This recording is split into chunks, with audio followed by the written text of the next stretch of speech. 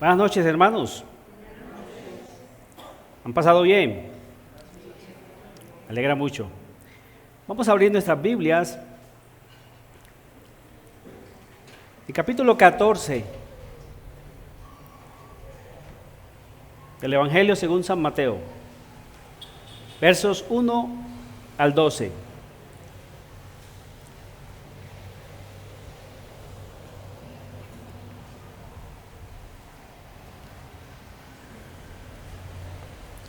Mateo capítulo 14, versículo 1 al 12. Leemos la palabra de Dios en el nombre del Padre, del Hijo y del Espíritu Santo. En aquel tiempo, Herodes el tetrarca oyó la fama de Jesús y dijo a sus criados: Este es Juan el Bautista, ha resucitado de los muertos, y por eso actúan en él estos poderes. Porque Herodes había prendido a Juan y le había encadenado y metido en la cárcel por causa de Herodías, mujer de Felipe, su hermano. Porque Juan le decía: no te es lícito tenerla. Y Herodes quería matarle, pero temía al pueblo porque tenían a Juan por profeta. Pero cuando se celebraba el cumpleaños de Herodes, la hija de Herodías danzó en medio y agradó a Herodes, por lo cual éste le prometió con juramento darle todo lo que pidiese. Ella, instruida primero por su madre, dijo: dame aquí en un plato la cabeza de Juan el Bautista. Entonces el rey se entristeció, pero a causa del juramento y de los que estaban con él a la mesa, mandó que se la diesen y ordenó decapitar a Juan en la cárcel. Y fue traída su cabeza en un plato y dada a la muchacha, y ella la presentó a su madre. Entonces llegaron sus discípulos y tomaron el cuerpo y lo enterraron y fueron y dieron las nuevas a Jesús. Otra pequeña oración, por favor. Padre, gracias. Delante de ti estamos. ¿Qué pasaje este, oh Dios? Gracias te damos por él. Gracias te damos porque tu palabra es viva y eficaz. Y tú la has mandado con un propósito, la mandaste a escribir con un propósito para que permaneciera delante de ti para siempre. Delante de los cielos está tu palabra para siempre. Pero también para edificarnos, para confortarnos, para darnos ánimo, para inducirnos a ser más como Cristo y a esperar en ti cielo nuevo y tierra nueva, donde mora la justicia. Padre, muchas gracias te damos en Cristo Jesús. Amén. Pueden sentarse, hermanos. Los miércoles, siempre he dicho que el tiempo corre más rápido, especialmente desde las 7 hasta las 8:30 de la noche. El título que le he colocado a este pasaje es Juan el Bautista, un retrato del gran rey. Juan el Bautista, un retrato del gran rey. Por lo general hemos visto que los tipos de Cristo están en el Antiguo Testamento. Pero ¿qué de este pasaje? Es lo que vamos a ver hoy. Lo hemos quejado en tres encabezados. Lo primero que vamos a hacer es, vamos a considerar estos 12 versículos como tal, la consideración del texto. Número 2, es una pregunta. ¿Por qué está esta historia ahí? Mateo ha sido muy meticuloso, muy estricto en escoger su material para organizar su documento, es decir, su libro. Y es la primera pregunta que le tenemos que hacer al texto. ¿Por qué está este texto ahí? La muerte de Juan el Bautista es lo que vamos a tratar de mirar hoy.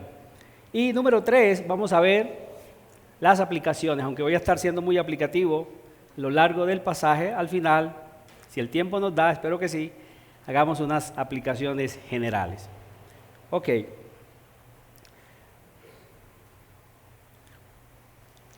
Este relato que acabamos de leer, ustedes pueden tener allí su Biblia abierta, hace parte de una sección del libro de Mateo que va desde el capítulo 13, versículo 53, hasta el capítulo 16, versículo 12.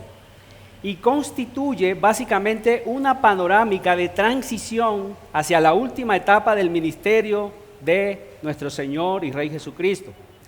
Después de esta sección viene la confesión de Pedro, ustedes lo pueden notar allí antes del capítulo 17, y después comienza a anunciar o declarar su muerte. Eso es nuevo en el libro, eso no había sucedido, pero después de estos capítulos, del 16-12, él comienza a anunciar su muerte, después de esta sección que les acabo de mencionar. ¿Y qué hemos visto en las últimas secciones del libro? ¿Qué hemos visto aquí en este libro de Mateo? Bueno, hemos visto el poder desplegado del Señor Jesucristo en sus palabras, el Sermón del Monte, todo eso fue lo que comenzamos a ver. Hemos visto su poder desplegado también en sus milagros, que es la sección que siguió allí, ¿cierto? Él poderoso sobre la naturaleza, sobre los demonios, sobre las enfermedades, sobre la misma lepra. Es decir, Mateo en su documento metió los milagros del Señor después del Sermón del Monte. Acuérdense que el propósito de Mateo es que las personas creyeran que Cristo es el Mesías, que Cristo era el Mesías prometido para la nación de Israel, y él está probando en su documento que Jesús es poderoso en sus palabras, que él era el único calificado para que se le diera ese título. Sus milagros también corroboraron eso. Pero algo característico también del libro de Mateo es que Mateo también se enfoca en presentarle el rechazo y el odio casi de manera generalizada hacia Cristo Jesús en este libro. Es un rechazo casi generalizado. Para todos, Jesús representaba un impedimento que había de ser eliminado, si ustedes han notado eso hasta aquí. De parte, por ejemplo, de los líderes religiosos, era rechazado por sus enseñanzas y prácticas contrarias al sistema religioso de ellos, que se basaba en una interpretación pero sesgada de la ley, y de esta manera ellos mantenían controlado al pueblo para sacar provecho de ellos. Pero viene un joven de 33 años aproximadamente predicando un mensaje distinto, la gente se admira de su doctrina y comienzan a seguirlo a él. Esto obviamente iba a llenar de mucha envidia a los líderes religiosos y iban a planear matarlo, especialmente cuando sanó a aquel hombre de la mano seca. Desde ese día, ¿se acuerdan ustedes? Y que los confronta por el día de reposo. Desde ese día, dice Mateo, que desde ese día procuraron matarle y él se apartó de ellos. Ahora, pero también vemos los líderes políticos, desde el principio del libro también hemos visto a líderes políticos. Herodes el Grande, cuando se entera, cuando vienen aquellos magos, cuando vienen aquellos reyes de Oriente, a preguntar dónde había nacido el rey de los judíos, él se llena de celos y él ve en peligro entonces su reinado, porque es como, bueno, vino el rey de los judíos, pero entonces ¿qué va a pasar con mi reino?, diría Herodes. Entonces, ¿qué hace? Manda a matar a todos los niños menor de 2 años, y es cuando Jesús le toca ir a Egipto. Después vienen las parábolas que, como explicábamos, son un juicio del Señor hacia los incrédulos, pero también eran un acto de misericordia para sus discípulos. A sus discípulos él les explicaba lo que significaban las parábolas, mientras a los enemigos de él los dejaba con la incógnita de qué significaban eso. Todo eso vino como juicio por haber estado rechazando a Cristo. Y en la última sección que veíamos, que el diácono Fabio nos predicaba, vemos cómo ese odio, ese rechazo hacia Cristo se manifestó aún en aquella tierra que lo vio crecer, donde él vivió una cantidad de tiempo antes de iniciar su ministerio en Nazaret. Aún sus propios, las personas que lo vieron se escandalizaban de él, ¿cierto? ¿Quién es este? Ese no conocemos sus hermanos, o sea, de una manera despectiva, como el hermano nos predicaba. Entonces, eso es lo que está mostrando Mateo. Mateo está interesado en mostrar ese odio, ese rechazo que las personas iban a tener hacia el Mesías prometido, un hombre que solo fue enviado por Dios para hacer bien a la humanidad. Eso muestra, hermanos, de la gran depravación humana. El Dios Hijo se hizo hombre y que recibe, aunque viene a hacer beneficios a las personas, viene a salvarlos de sus pecados, lo que está recibiendo es odio, desprecio, censura. Y eso es muestra de lo que es la depravación humana. Pero la pregunta es, ¿hasta dónde iba a llegar ese odio y ese rechazo de Jesús y de sus inmediatos seguidores? Esa es la gran pregunta. Y por eso está este pasaje aquí. Por eso está este pasaje aquí. Vamos al versículo 1. Dice que en aquel tiempo Herodes, el tetrarca, este Herodes el tetrarca era hijo de Herodes el Grande. Ya Herodes el Grande había muerto, por eso acuérdense que Jesús regresa a su tierra. También se le conocía como Herodes Antipas y se le llama tetrarca porque gobernaba sobre la cuarta parte del territorio de Galilea y de Perea. Ese territorio después de la muerte de Herodes el Grande, se cree que se había dividido en 4 partes y él estaba gobernando sobre una de esas partes y por eso se le da ese título de tetrarca. Tetrarca es cuarta o cuarta parte. Y dice en nuestro texto que oyó la fama de Jesús. Antes del Sermón del Monte, Mateo había dicho que la fama de Jesús se estaba extendiendo por todas las regiones de Jerusalén, ¿cierto? Pero no sabemos en qué tiempo, algunos creen que era el año 29 de la edad de nuestro Señor Jesucristo, en que Él dice que ese tiempo, aquel tiempo, pero cierto, no es muy preciso cuando leemos en aquel tiempo, pero lo que sí estamos seguros es que fue tiempo después de la muerte de Juan el Bautista, que es lo que vamos a ver desde el versículo 3. Entonces dice que él oye la fama de Jesús y en el versículo 2 dice, y dijo a sus criados, este es Juan el Bautista, ha resucitado de los muertos y por eso actúa en él estos poderes. Él había asesinado a Juan después de haberlo tenido encarcelado más o menos durante 6 o 7 meses. El ministerio de Juan el Bautista fue muy corto, él demora prácticamente 6 meses predicando, 7 meses predicando se cree, y cree que se demora más o menos 1 año en la cárcel. Su ministerio fue fugaz, y eso es importante que lo entendamos por quién es tipo de Juan el Bautista. Dice que inducido por su esposa, que es lo que vamos a ver desde el versículo 3, y aún sabiendo que Juan era varón justo y santo, como lo dice el texto paralelo en Marcos 6, del versículo 14 al 29, es el texto paralelo a este. Luego de que escucha la fama de Jesús, ¿qué pasa? Y cree, pero en su turbación de conciencia, cargado de culpa por haber matado a Juan, que Jesús es Juan el Bautista, pero resucitado. Y que por eso Jesús hace lo que está haciendo, es decir, los milagros extraordinarios que estaba haciendo en medio del pueblo. Ahora, en algo tenía razón este hombre, en algo tenía razón Herodes. Un hombre que ha sido muerto y luego resucita, más poderoso que cuando murió, pues no sería un hombre común y corriente. Tendría que ser un hombre extraordinario. En eso tenía razón Herodes, este Herodes que también se llama Herodes Antipas. Pero eso no lo estaba haciendo en fe, sino en su superstición y cargado de culpa por haber asesinado injustamente a Juan. Él tenía razón. Si un hombre llega a morir y resucita es porque es un hombre que no es un hombre común y corriente. En eso él no se equivocaba, pero no lo estaba haciendo en fe. Lo estaba haciendo en la superstición. Dicen algunos comentaristas que una vez Herodes el versículo 3, ya me iba a saltar aquí algo. Dice, porque Herodes había prendido a Juan y le había encadenado y metido en la cárcel, ¿a causa de quién? De Herodías, mujer de su hermano. Aquí viene entonces desde el versículo 3 al 12, viene el relato de cómo él asesina a Juan el Bautista. Eso es lo que va a hacer Mateo aquí a partir del versículo 3. Dice que había aprendido. Miren allí cómo Mateo es muy selectivo en sus palabras. Dice que había aprendido, había encadenado y metido en la cárcel a Juan el Bautista a causa de Herodías, su mujer. Aquí ya Mateo nos da una pista del pecado horrendo en el cual estaba este líder político, que más adelante, bueno, si ustedes notaron, Mateo lo va a llamar como rey.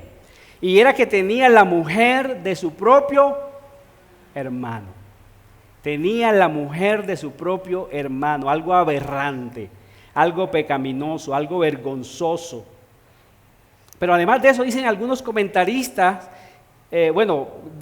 dicen unos comentaristas que una vez Herodes fue a visitar a su hermano Felipe, se ve con Herodías y se enamoran, entre comillas, un amor pecaminoso, malo. obviamente de manera pecaminosa, y acuerdan separarse de manera ilícita cada uno de su respectivo cónyuge. Herodes Antipas tenía su esposa y también Herodías tenía su esposo, pero se ven, se conocen y se enamoran a pesar de que ella era la mujer de su propio hermano. Y acuerdan separarse de manera ilícita para contraer también nupcias ellos dos. Además de esto, dicen algunos académicos, algunos comentaristas del texto, que también era media hermana de los dos. Entonces, por un lado tenemos un divorcio en malas circunstancias, pero a pesar de eso, vemos algo también pecaminoso. Ella era hermana tanto de Felipe, el antiguo esposo, como de este. Se dice que ella era hija de Herodes el Grande, pero con una madre distinta a la mamá de Felipe y Herodes Antipas. Entonces miren cómo va la situación. Entonces vemos que este matrimonio prácticamente, hermanos, incluía divorcio, seducción, incesto y mucha traición. Algo que era como muy generalizado en las familias reales de la época y todavía. ¿Y qué es lo que pasa? Juan, como verdadero profeta de Dios y hombre de Dios, no va a omitir este pecado, y con el mayor amor de su corazón, ¿qué va a hacer? Lo va a denunciar. Lo va a denunciar. Como todo hombre de Dios, todo hombre piadoso que teme a Dios más que a los hombres, no importando si aún son reyes, ese hombre en amor denuncia el pecado, no importa de quién sea. Pecado es pecado, tanto del más pobre de una nación como hasta de un rey. Pecado es pecado, es abominación delante de Dios. La ira de Dios viene contra esas prácticas. Y eso es lo que va a hacer Juan el Bautista. Miren el versículo 4. Porque Juan le decía, no te es lícito tenerla. No te es lícito tenerla. Un mensaje corto, pero muy contundente, directo al corazón. No te es lícito tenerla. Es la mujer de tu hermano. Además es tu hermana. Traicionaste a tu hermano además. No te es lícito tenerla, a pesar de que ese hombre era un rey, como lo vamos a ver ahorita en los otros versículos. Y hermanos, siempre será peligroso reprender a alguien de parte de Dios a causa de su pecado. Eso siempre será peligroso. Pero reprender a alguien a causa de su pecado y que esa persona tenga poder económico, militar, es aún mucho más peligroso. Pero Juan teme y desea honrar más a Dios, que es el Todopoderoso, que a los hombres. Y él no se va a quedar callado. Él no se va a quedar callado. En Mateo 10:16 ya el Señor Jesucristo había anunciado algo acerca de lo que le iba a suceder a sus seguidores cuando Él envía a sus discípulos, los comisiona. Y en el capítulo 10, Él les había dicho en el capítulo 10, verso 16, he aquí, yo os envío como ovejas en medio de lobos. Y en ese mismo capítulo 10, en el versículo 18 dice, y aún ante gobernadores y reyes seréis llevados por causa de mí para testimonio a ellos y a los gentiles. Y el consejo del Señor, después que da todas esas instrucciones en Mateo 10, 28, el mismo capítulo es, y no temáis a los que matan el cuerpo, mas el alma no pueden matar. Temed más bien aquel que después de destruir el alma y el cuerpo en el infierno. A ese es que debes tú temer, a eso digo temed. Aquel que puede hacer eso, el alma y el cuerpo en el infierno. El que puede hacer eso, que puede destruir eso, a ese sí teman. Pero no le teman a los hombres, ellos solamente lo que pueden hacer es matarlos. Y eso como que Juan el Bautista lo entiende perfectamente y él hace acusación de Herodes acerca de este gran pecado. Y el versículo 5, miren cómo responde Herodes entonces. Y Herodes quería abrazarlo, matarle. Herodes quería matarle. Hermanos, el odio y el aborrecimiento y la ira humana en su máxima expresión. Por decir la verdad, era cierto, Juan el Bautista tenía toda la razón. No le era lícito a ese hombre, aunque era un rey, tener la mujer de su propio hermano. Pero esto lo que hace es que desata su ira contra Juan el Bautista. Quería matarle. Pero mire cómo sigue diciendo el texto: pero temía al pueblo porque tenían a Juan por profeta. En Marcos, que es el texto paralelo, Marcos 6, capítulo 10, versículo 19 al versículo 21, dice que la que en realidad odiaba o quería matar a Juan era la esposa. Este hombre tenía una esposa bruja. Versículo 19 dice: pero Herodías le acechaba y deseaba matarle y no podía. Era ella, porque obviamente a Juan estar denunciando el pecado de su esposo, no te es lícito tener a esa mujer, es porque obviamente a ella tampoco le era lícito tener a ese hombre como esposo. Y él lo toma también para ella, y era obvio.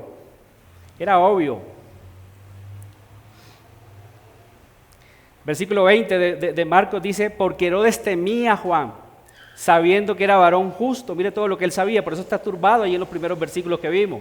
Sabía que era varón justo y santo y le guardaba a salvo.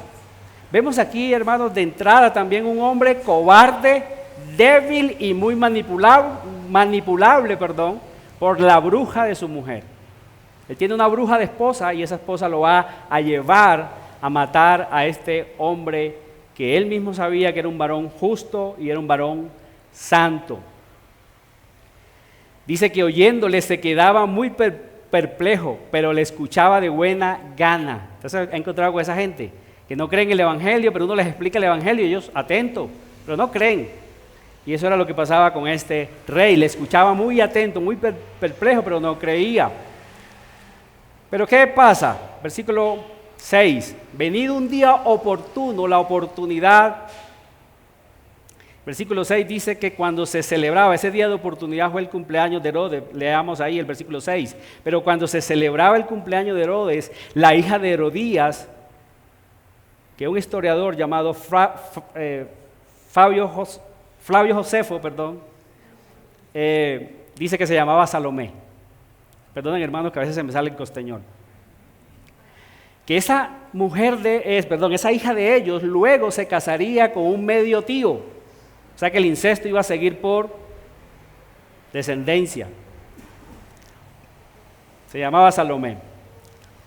Dice que danzó en medio, y miren lo que pasa, agradó a Herodes. En esas fiestas obviamente había embriaguez, lujuria, promiscuidad sexual, danzas eróticas, que fue lo que esta niña entró haciendo allí. Estas reuniones por lo general, dicen los comentaristas, que eran solo para hombres. Las mujeres por lo general tenían otro salón contiguo donde estaban solo mujeres, pero acá eran solo hombres. Entonces había mucho vino, lujuria, y esta mujer danza, y no nos imaginamos una danza como que suavecita, ¿cierto? Eran danzas eróticas que llevaban a enloquecer a los hombres. Es más o menos como uno de los reggaetones eso de hoy día, que eso es sexo en vivo. Vulgar, algo vulgar, grotesco. El versículo 7 dice que por lo cual éste le prometió con juramento darle todo lo que ella pidiese. Él se agradó tanto de la danza, del baile erótico de esta chica, que le prometió con juramento darle todo lo que pidiese. En Marcos 6:23, el texto contiguo, dice que le juró diciendo: todo lo que me pidas te daré hasta la mitad de mi reino. El gran problema de prometer rápidamente, ¿cierto?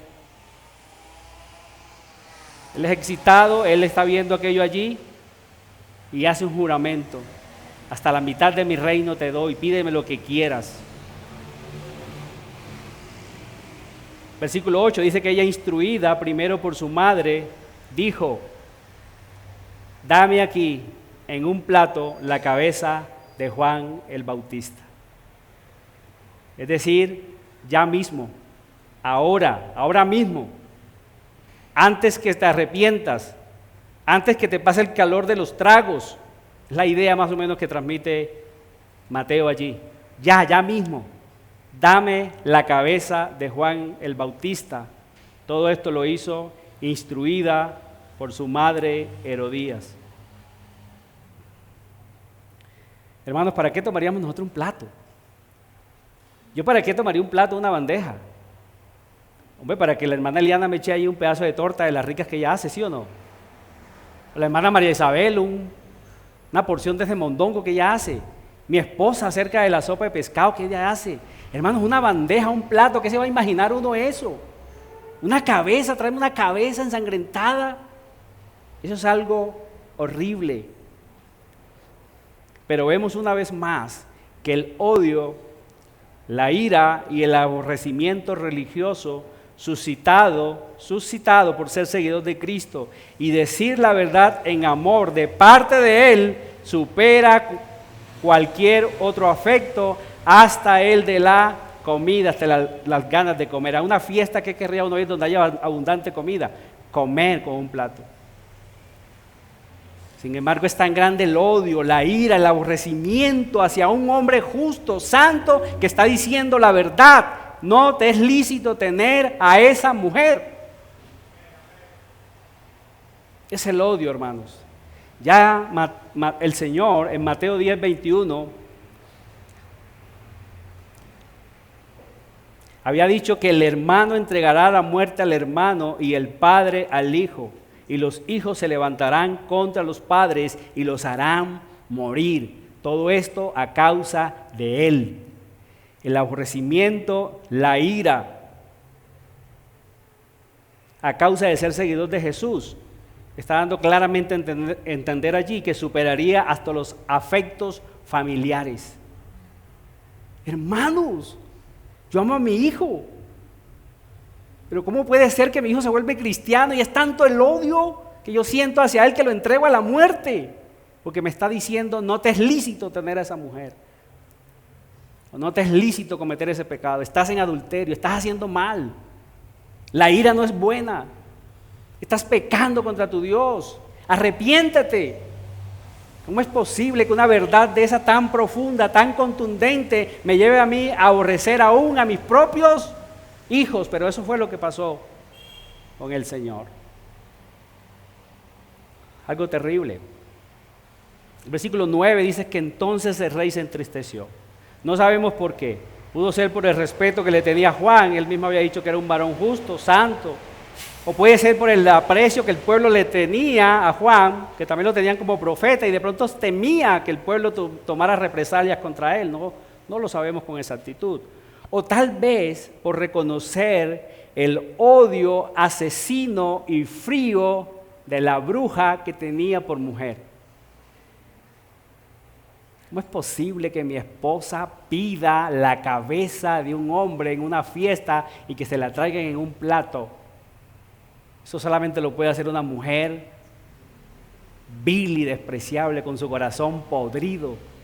Es muy posible que por eso él se entristeció por todas esas razones, pero dice el texto que a causa del juramento, y Mateo también da a entender que fueron varios juramentos, es decir, mientras esta chica bailaba delante de él eróticamente, él estaba como prometiendo, pídeme lo que quieras, dale, sigue, pero pídeme lo que quieras. Después me pides lo que quieras, pero sigue, me gusta lo que estás haciendo, y todos los que estaban allí, sí, dale, me gusta. Y fue tan seducido que le prometió hasta la mitad de su reino, y a causa de ese juramento que le había hecho, y dice, y de los que estaban con él a la mesa, hombres santos también, ¿cierto? Nada, lo peor, hombres depravados también, hombres depravados, malvados. Sigue diciendo nuestro texto que mandó que se la diesen. Mandó que se la diese. En versículo 10, y ordenó decapitar a Juan en la cárcel sin ni siquiera un juicio. Un hombre justo, santo, como el mismo Herodes lo está reconociendo, está muriendo de manera vil, de manera muy vil, sin un juicio. Como un corderito fue llevado al matadero. Recuerde que lo prendió, lo encadenó, lo metió a la cárcel. Totalmente enmudecido. Tal vez dormido, no se sabe en qué momento de la fiesta fue, a qué hora fue. Tal vez Juan el Bautista estaba dormido.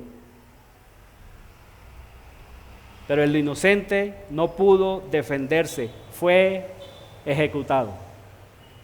Fue ejecutado. Un impío simplemente, un hombre depravado, malvado, impío hasta los huesos, dicta la sentencia y esta se cumplió de inmediato. Ninguno pidió clemencia de los que estaban allí. Oye, ven acá, Herodes, ¿tú vas a hacer eso en serio? ¿Es en serio que tú tienes esa maldad? Hombre, deja eso, le juraste sí, pero tú no le prometiste que le ibas a dar un asesinato, ibas a cometer un asesinato con tal de cumplir ese juramento. Ninguno de los que estaban con él allí pidió clemencia a favor de Juan el Bautista. Él es llevado, él es ejecutado. Él le cortaron la cabeza sin ni siquiera entender nada. Y el versículo 11 dice que fue traída su cabeza en un plato, como prueba segura que la petición, el juramento y el juramento se habían cumplido. Esta es la prueba, aquí está, te cumplí. Y dada la muchacha, miren, una muchacha que aproximadamente se dice que tenía 15, 16 años, con una cabeza ensangrentada, en un plato, acto horrible, depravado, malvado, pero ella viene tranquila y miren, dice, y se la presentó a su madre. Se la presentó a su madre, dice el versículo 11, y fue traída su cabeza en un plato y dada a la muchacha, y ella se la presentó a su madre, un presente, el premio, aquí está, el premio del hombre que te decía, no te es lícito tener a ese esposo, que te estaba diciendo la verdad, velo, aquí está. Se cree que muchas veces esas cabezas cuando eran traídas, las personas todavía querían algo peor con esas cabezas, le sacaban los ojos, le perforaban la lengua a una cabeza, o muchas veces se las tiraban unos a otros así como si fuese un balón. ¡Hey Jorge, ahí te va! ¡Pum! La depravación humana sin límites, la maldad humana. La primera doctrina de la gracia es esa, la depravación humana, totalmente bíblica, la podemos comprobar aquí. Porque repito, ¿tú qué esperas que te traigan en una bandeja? El mejor postre, ¿sí o no? La mejor carne, pero una cabeza ensangrentada. Es el odio religioso, el odio hacia Cristo y sus seguidores, superando cualquier otra cosa. Cualquier otra cosa. Es muy notorio que Juan en las Escrituras, aún por el mismo Señor, es llamado Elías. Elías. ¿Y se acuerdan ustedes en qué momento de la historia bíblica desarrolló Elías su ministerio? En la época de un rey malvado, depravado, horrendo también en su corazón, llamado Acab, el cual, no es coincidencia, ¿cierto? También tenía una mujer llamada Jezabel, que era una bruja, hija de un hombre que tenía un nombre, Baal, el nombre de un dios pagano, Baal. Él se casa con ella, ella viene al territorio de Israel y cambia todas las costumbres de Dios, todos los actos ceremoniales de Dios, lo sustituye por el culto a Baal. El culto a Dios lo sustituye por el culto al dios Baal. Viene Elías en una época, y es bueno que lean esa historia, y en Primero de Reyes, capítulo del 18, 17, ahí comenzamos esa historia hasta el capítulo 19 y más adelante. Viene Elías en una ocasión y mata a sus profetas, los mata a todos, 850 profetas, los mata, Pero dice que cuando esa bruja se enteró de eso, en Primero de Reyes, capítulo 19, versículo 1 y 2, leemos. Dice que Acab dio a Jezabel la nueva de todo lo que Elías había hecho. Y de cómo había matado a espada a todos los profetas falsos, mentirosos. Dice que ella entonces, Jezabel, envió a Elías un mensajero diciendo: así me hagan los dioses y aún me añadan, si mañana a estas horas yo no he puesto tu persona como la de uno de ellos. Hace un juramento por sus dioses falsos. Pero miren también el odio de esta mujer, el odio, el rencor por este hombre que estaba diciendo la verdad. No les es lícito adorar a Baal en vez de Jehová. El Dios verdadero es Jehová. Y está irado con ustedes. Y por eso la sequía que estaban pasando. Por decir la verdad, pero esta mujer lo que hace es que jura, ella no cree, incrédula, depravada, no cree al mensajero de Dios, no cree al profeta, lo que hace es un juramento. Así me hagan los dioses y aún me añadan, si mañana a estas horas yo no he puesto tu persona como la de uno de ellos. ¿Se dan cuenta, hermanos? Las escrituras encajan perfectamente. En el Antiguo Testamento y en el Nuevo Testamento, los verdaderos profetas de Dios serían caracterizados por el odio que los demás les tendrían, el rechazo hacia ellos, el rechazo hacia ellos.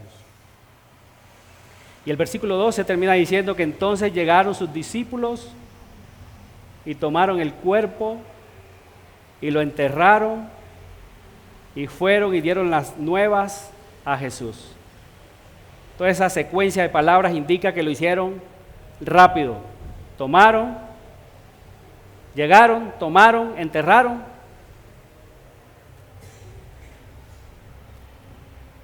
Si hubiesen hecho una ceremonia, hubiesen dicho, el cajón hay que dejarlo tapado.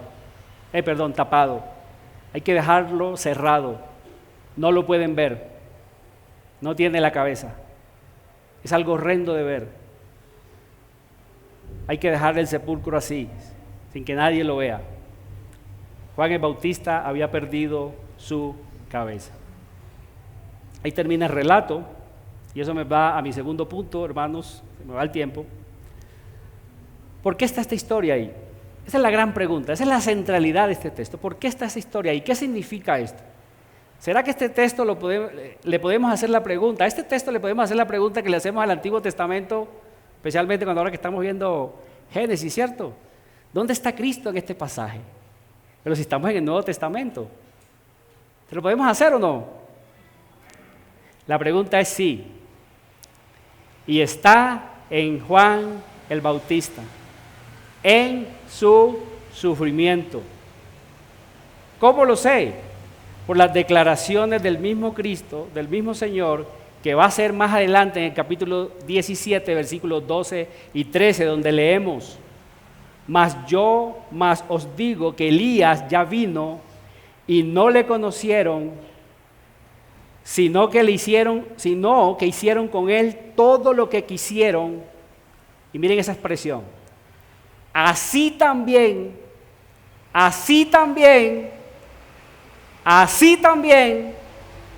el Hijo del Hombre padecerá de ellos.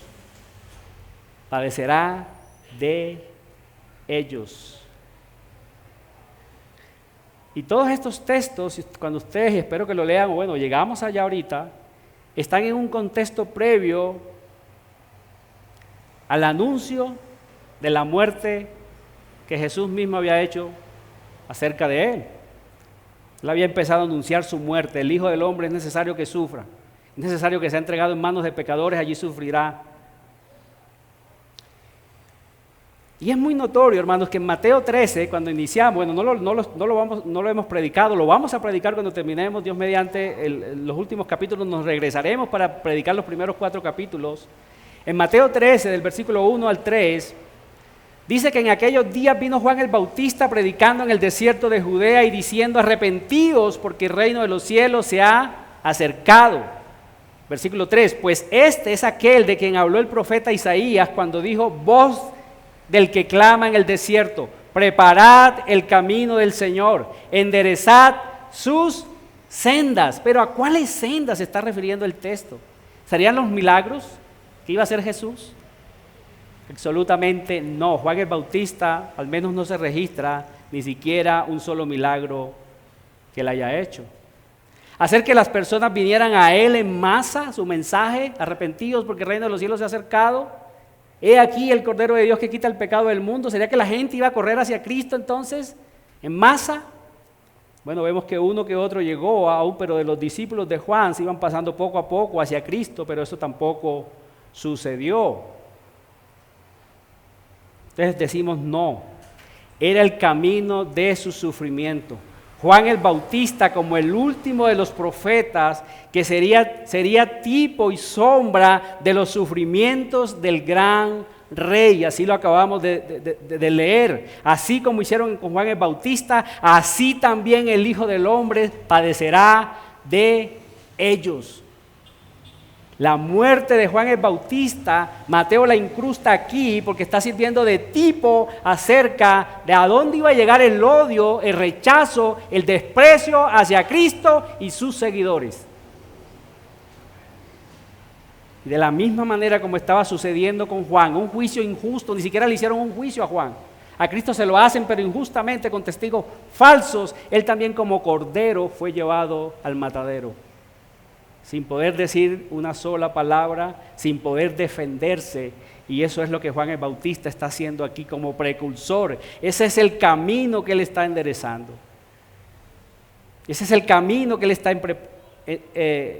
preparando. Es acerca de Cristo y de sus padecimientos. De sus padecimientos. De sus padecimientos. El Mesías prometido debía sufrir por los pecados de su pueblo. Y es interesante ver que esta cita que acabamos de leer, Mateo la toma de Isaías 40, versículo 3. Y luego de esa cita, capítulo 40, obviamente viene el capítulo 53, donde Dios presenta a su escogido, el siervo sufriente. Y en los versos 7 y 8 de ese mismo texto, mire cómo dice: angustiado él y afligido, no abrió su boca. ¿Sí ven la similitud con Juan el Bautista? Lo que estaba haciendo Juan el Bautista, lo que hicieron con él, de la misma manera estaba profetizado que iban a hacer con Jesús. Por eso Juan el Bautista es el precursor, el que iba a enderezar el camino del Señor, enderezar sus sendas, pero las de su sufrimiento.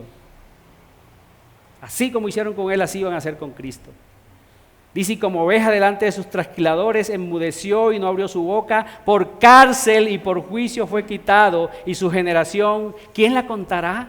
Es decir, su muerte prematura, sin hijos. ¿Quién la contará? Así como Juan el Bautista, no sabemos, más o menos eran de la misma edad, ¿cierto? Juan el Bautista con Jesús, Juan el Bautista era un poco mayor. Sin generación, pero eso a nadie le importó. Lo mismo estaba profetizado que iban a hacer con el Señor Jesucristo. Porque fue cortado de la tierra de los vivientes y por la rebelión de mi pueblo fue herido. Y en Juan 1:29, cuando Juan el Bautista ve que viene Jesús hacia él, ¿qué es lo que él dice? He aquí el Cordero de Dios que quita el pecado del mundo. Para el pueblo, escuchar la palabra Cordero, ya sabían qué significaba. Ese es el que va a morir. En el contexto judío, cuando se hablaba de cordero, era porque se estaba hablando en un contexto de sacrificio. Y eso es lo que está haciendo Juan el Bautista cuando ve a Cristo. Ese es el cordero, el verdadero cordero que quita el pecado del mundo. Y él era el precursor de ese cordero. Su muerte iba a servir de ejemplo, de tipo, de cómo iban a hacer con nuestro Señor y Rey Jesucristo. No en vano se le llama a Juan el Bautista el profeta más grande. Él ve a Cristo, pero también tiene el ministerio más importante de nuestro Señor Jesucristo, su sufrimiento para dar salvación a muchos.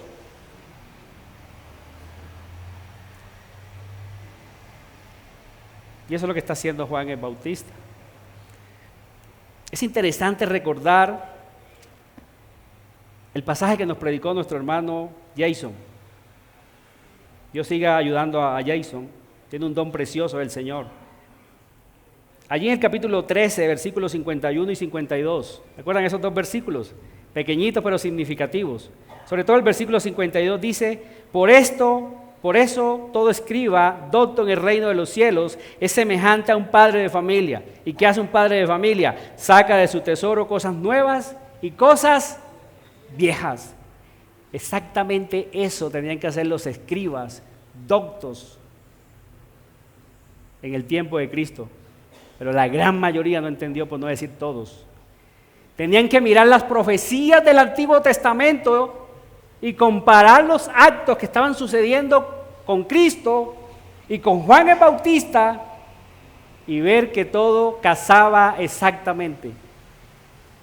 El profeta enviado delante del Señor era Juan el Bautista, está muriendo, está siendo decapitado. Y lo mismo estaba sucediendo con el Señor, el siervo sufriente, estaba profetizado en Isaías 53 y los versículos anteriores. El siervo sufriente sería rechazado por su pueblo. Cristo estaba siendo rechazado aún en su propia casa. Ellos tenían que comparar esas profecías, hermanos, y ver que encajaban. La palabra de Dios es perfecta, encaja totalmente. Y por eso no en vano viene este relato de rechazo de Jesús en Nazaret e inmediatamente la muerte de Juan el Bautista. Todo escriba tenía que estar pendiente de las profecías y comparar,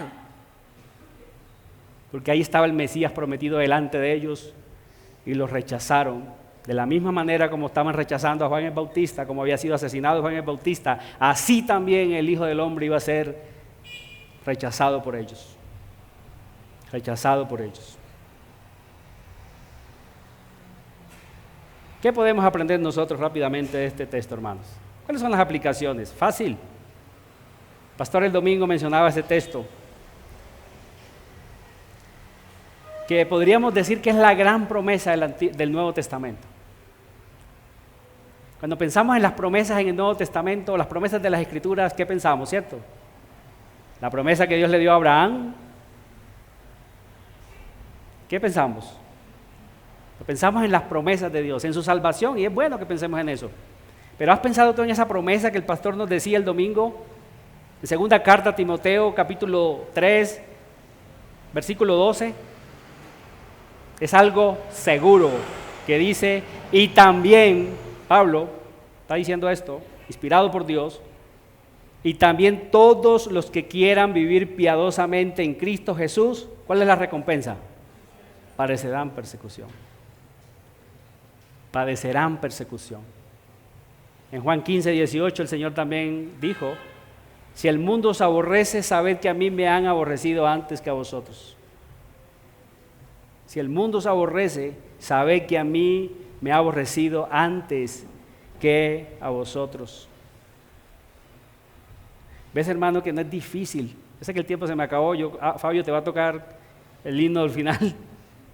Pero hermanos, no es difícil discernir entre un profeta verdadero de Dios y uno falso. Hermano, no es difícil. Solo tienes que acercarte a las Escrituras, tanto en el Nuevo Testamento como en el Antiguo, y comparar lo que pasó allí, compararlo con aquellos autoproclamados profetas de Dios hoy. Recientemente murió el Papa, ¿cierto? El Papa argentino. ¿Cuánto se demoraron todos los canales casi que simultáneamente, pasando la noticia de su muerte y de la sustitución de él? Si no estoy mal, como un mes, ¿sí o no? Como un mes. La muerte, los preparativos de la muerte, la semana que él demoró ahí, su entierro, y después elegir al nuevo. Eso se demoró casi un mes, si no estoy mal. Todo mundo atento ahí a ese profeta, todo mundo alabándolo. El hombre que dijo que los homosexuales son hijos de Dios, con una voz suavecita. ¿Quién soy yo para juzgar? ¿Quién soy yo? Con una voz casi que afeminada. ¿Quién soy yo para juzgar? Un homosexual es hijo de Dios. Todos son hijos de Dios. Y los autoproclamados apóstoles y profetas que se andan por hoy en el mundo. Descubre el campeón que hay en ti. ¿Lo han oído, verdad? Vamos, confiesa lo que quieres. Eres especial para Dios. Yo no soy nadie para juzgarte. La gente viene cansada de la semana, los domingos a la iglesia. Eso lo dice un Joel Austin. La gente viene cansada los domingos a la iglesia. ¿Cómo voy yo a predicarles un mensaje de arrepentimiento cuando ellos ya tienen suficiente en el mundo? 30,000 personas creo que se reúnen en la iglesia de él todos los domingos. 30,000 personas. El mundo entero siguiendo al Papa, viendo al Papa, su muerte y su sustituto. No es difícil, hermanos, identificar a los falsos profetas. Compara. Y verás que tanto en el Antiguo Testamento como en el Nuevo, todos los seguidores de Cristo, de Dios Todopoderoso, fueron rechazados. Aún el Mesías, aún más rechazado que todos. No es difícil, hermanos. En 1 de Juan, capítulo 4, versículo del 5 al 6, dice que ellos, hablando de los falsos maestros, de los anticristos, dice, ellos son del mundo. Por eso hablan del mundo. ¿Y qué pasa? Y el mundo los oye. Nosotros, dice Juan, somos de Dios. El que conoce a Dios nos oye. El que no es de Dios no nos oye. En esto conocemos el espíritu de verdad y el espíritu de error. Es claro, hermanos. Es claro. En Mateo 5, ¿se acuerdan cuál es la última bienaventuranza? El Señor la dejó de último, no porque fuera menos importante. Mateo 5, del 11 al 12 dice, bienaventurados sois cuando por mi causa os vituperen y os persigan y digan toda clase de mal contra vosotros. Ojo con eso, que sí sea mintiendo, no que te acusen de ladrón y seas ladrón. Mintiendo. Versículo 12 dice, gozaos y alegraos porque vuestro galardón es grande en los cielos, porque así persiguieron a los profetas que fueron antes de vosotros. Fin de la cita. Es claro, hermanos. Los falsos maestros del mundo los oye. Los verdaderos profetas, los verdaderos voceros de Dios, los verdaderos predicadores han sido rechazados por el mundo porque su rey fue rechazado. Y de la manera como hicieron con él, también harán con nosotros. Pregunta, ya con esto voy terminando. ¿Hace cuánto no te has ganado un madrazo por predicar a Cristo? ¿Hace cuántos alguien, así sea de tu propia familia, no te ha cogido como por el pelo así y te haya dicho, pero es que este hombre provoca escogerlo con un cuchillo y chu?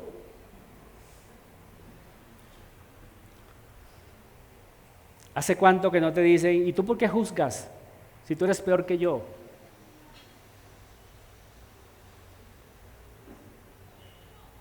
Si hace mucho tiempo o si nunca te ha pasado eso, cuestiónate, mi hermano. Porque a los verdaderos serán perseguidos, porque los verdaderos no se quedan callados ante la injusticia y la maldad, la depravación humana. Ellos tienen un amor que es superior. Ellos tienen al Espíritu Santo y el Espíritu Santo los impulsa irremediablemente a denunciar el pecado. No importa quién sea, si sea un rey. Fin de la cita. Oremos. Padre glorioso, gracias por tu palabra poderosa. Oh, gracias por el sacrificio de mi Rey.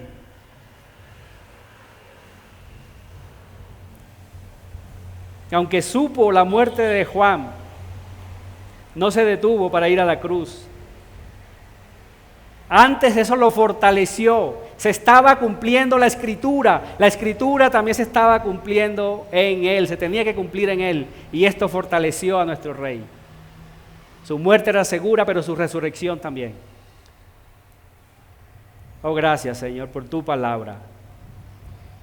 Y ayúdanos a ser siempre como esos escribas doctos que dice tu palabra, que sacamos del tesoro cosas nuevas, pero también cosas viejas, que al compararlas casan perfectamente porque tu palabra es exacta, tu palabra es segura, tú la inspiraste, tú eres su autor.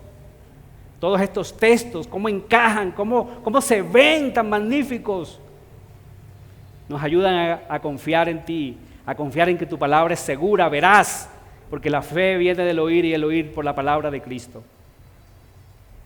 Bendito seas por siempre. Amén.